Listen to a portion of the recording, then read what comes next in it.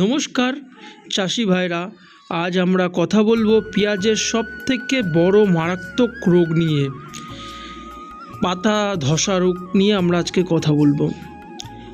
এই যে আমার হাতে গাছটা দেখতে পাচ্ছেন, এর ডগার দিকে ভালো করে লক্ষ্য করুন। দেখুন ডগাগুলো কেমন হলদে হয়ে শুকিয়ে আছে। হলুদ, শুধু হলুদ হয় না বন্ধুরা, এর মাঝখানে ছোট ছোট বেগুনি বা কালচে রঙের দাগও দেখা যায়। এই যে আমার হাতে এখন যেই জমিতে আমি রয়েছি, এই জমির কিন্তু মাথার দিকে কিন্তু পেঁয়াজগুলোর প্রচণ্ড হলুদ হয়ে জ্বলে যাচ্ছে। তো তার আমি আজকে সঠিক আপনাদেরকে ট্রিটমেন্টগুলো আমি এখন আমাদের এই ভিডিওর মাধ্যমে জানাবো। তো দর্শকবৃন্দুরা, ভিডিওটি শুরু করার আগে অনুরোধ, আমার ভিডিওর অনেক নতুন চাষি ভাইরা আছে যারা আমাদের চ্যানেলের ভিডিওগুলো দেখছে কিন্তু তারা কিন্তু সাবস্ক্রাইব করছেন না। তাদের কাছে অনুরোধ, তারা আমাদের এই চ্যানেলটিকে সাবস্ক্রাইব করে আমাদের বাংলার কৃষক চ্যানেলে পরিবারে জয়েন হন। তো বন্ধুরা, রোগ যখন রোগটা যখন সব থেকে শুরু হচ্ছে, ডগাগুলো অল্প হলদে হচ্ছে, তখন দামি ওষুধ দেওয়ার দরকার নেই।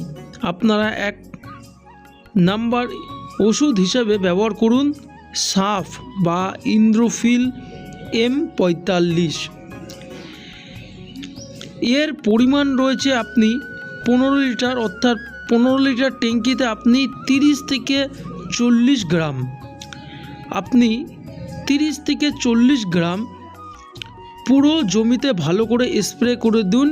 এটি রোগটাকে শুরুতেই আটকায় দেবে। আমি আবার বলছি, যখনই এরকম রোগ আপনি দেখতে পারবেন, আপনি কিন্তু সব থেকে প্রথম কাজ হবে আপনাদেরকে কিন্তু ফাঙ্গিসাইডের আপনাদেরকে কিন্তু ওষুধ স্প্রে করতে হবে। আর এই ফাঙ্গিসাইডে কি আছে অনেকেই হয়তো ঠিকমতো জানেন না। এই ফাঙ্গিসাইড আমি আপনাদেরকে সহজভাবে বুঝিয়ে দিই। ফাঙ্গিসাইড হলো গাছের একটি, মনে করো লেয়ার টাইপের মানে এক ধরনের ছাতি, মানে সেই ছাতিটা মনে করো গাছটিকে ধরে রাখছে, রোদ থেকে কুয়াশার থেকে কিন্তু বাঁচাতে কিন্তু কাজ করবে এই সাপ বা ইন্দ্রোফিল M45, যার মধ্যে রয়েছে ম্যাঙ্কোজিব। আপনি এই দুটোর মধ্যে যে কোনো একটিকে ব্যবহার করতে পারেন। এর পরিমাণ 15 লিটার ট্যাঙ্কিতে আপনি 30 থেকে 40 গ্রাম পুরো জমিতে কিন্তু স্প্রে করে দিন। দেখবেন প্রথম স্টেপ কিন্তু আপনার এটা। বেশি দামি ওষুধ দেওয়ার কোনো দরকার নেই। প্রথমে দেখুন এই ওষুধটি কাজ হচ্ছে কি হচ্ছে না। তো বন্ধুরা, যদি দেখেন সাপ বা M45 ইন্দ্রোফিলের দিয়েও কাজ হচ্ছে না, পাতাগুলো তেমনই হয়ে আছে, যেমন আগেও ছিল এখনও হয়ে আছে, এই ইন্দ্রোফিল আর সাপ দিয়ে কোনো রকম কাজ হচ্ছে না, তখন আপনাদেরকে কিন্তু 2 নম্বর ওষুধ কিন্তু আপনাদেরকে ব্যবহার করতে হবে। তো বন্ধুরা, 2 নম্বর ওষুধ হিসেবে আপনারা বেছে নিতে পারেন টাটা কোম্পানির ব্লিটক্স বা কবচ। এই দুটোকে কিন্তু আপনারা বেছে নিতে পারেন। যদি অতিরিক্ত হয়ে থাকে সাপ বা ইন্দ্রোফিলে কোনো কাজ না হলে, আপনি ব্লিটক্স বা কবচ কিন্তু ব্যবহার করতে পারেন। এবার আসি সেই ওষুধ যা আপনার মাঠকে যে কোনো কঠিন অবস্থা থেকে বাঁচাতে পারবে। যদি দেখেন মাঠ একদম লাল বা হলদে হয়ে বসে যাচ্ছে, তবে 3 নম্বরে তালিকায় রাখুন অ্যামিস্টার টপ অথবা ন্যাটিভো। এই ওষুধগুলো একটু দামি ঠিকই, কিন্তু এর কাজ গ্যারান্টি।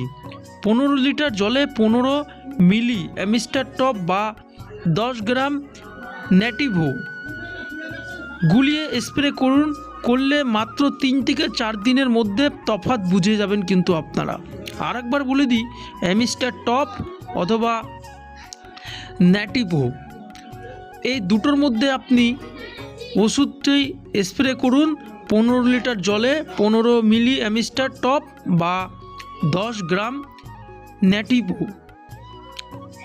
এই দুটোর মধ্যে আপনি একটি ব্যবহার করুন দেখবেন 3 থেকে 4 দিনের মধ্যে আপনি তফাৎ আপনার পেঁয়াজ খেতে আপনি কিন্তু বুঝতে পারবেন। তো বন্ধুরা, ওষুধ তো দিলাম, কিন্তু কাজ কেন হয় না জানি না। পেঁয়াজের পাতা খুব তেল তেল আর মোমের মতো হয়, কিন্তু আপনি যখন স্প্রে করেন ওষুধটা ফোঁটা ফোঁটা হয়ে মাটি পড়ে যাচ্ছে, পাতায় বসে না। তাই ওষুধের সাথে অবশ্যই 1 প্যাকেট আঠা বা শ্যাম্পু বাজার থেকে কিনে ব্যবহার করুন, কিন্তু আপনার এগুলো ওষুধের সাথে। মনে রাখবেন এগুলো সবজির সাথে কিন্তু আপনারা আঠা মিশাতে একদম ভুলবেন না। এটি দিলে ওষুধটা পাতায় চিপকে থাকবে আর ভালো কাজ করবে। আর একটা কথা, কড়া রোদে কখনো বীজ দিবেন না। বিকেলের বেলায় রোদটা যখন একটু পড়ে আসবে তখন স্প্রে করুন, এতে ওষুধটা ভালো কাজ করবে আর ওষুধটা কিন্তু টানতে ভালো পারবে কিন্তু আপনার পেঁয়াজগুলি। চাষি ভাইরা, চাষবাস নিয়ে ভয় পাবেন না, শুধু সঠিক সময় সঠিক ওষুধ দেবেন। আপনাদের ক্ষেতের কি অবস্থা আমাকে কমেন্টে জানান। ভিডিও ভালো লাগলে অন্যদের সাথে শেয়ার করুন আর আমাদের এই বাংলার কৃষক চ্যানেলে সাবস্ক্রাইব করে রাখুন।